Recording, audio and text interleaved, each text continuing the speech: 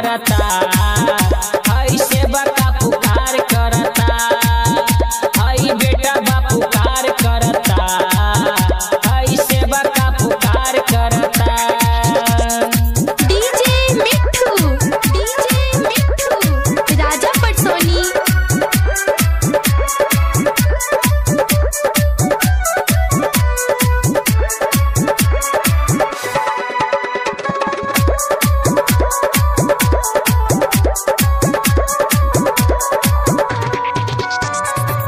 सबका के ज्ञान माई तो से मिले है लाहा, देवता भी पूजे माई तोहरा के, लइका लाचार पा हो सहाई, अचरा और हादा माई हमरा के।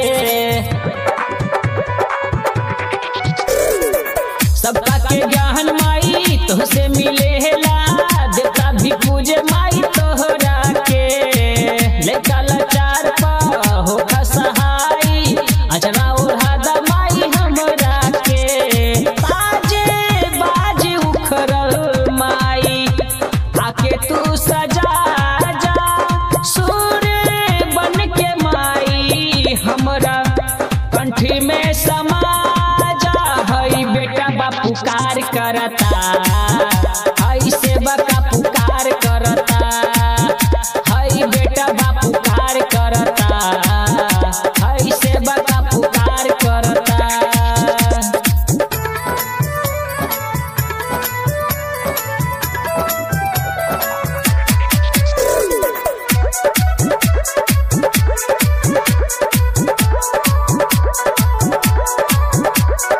डीजे मिट्ठू राजा पटसोनी।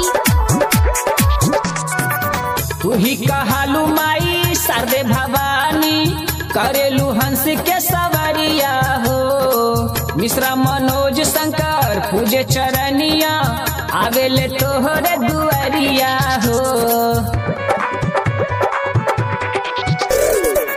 तू ही कहालू माई शारदे भवानी, करेलू हंस के सवरिया हो, मिश्रा मनोज शंकर पूजे चरनिया, आवेले तोहरे दुआरिया हो।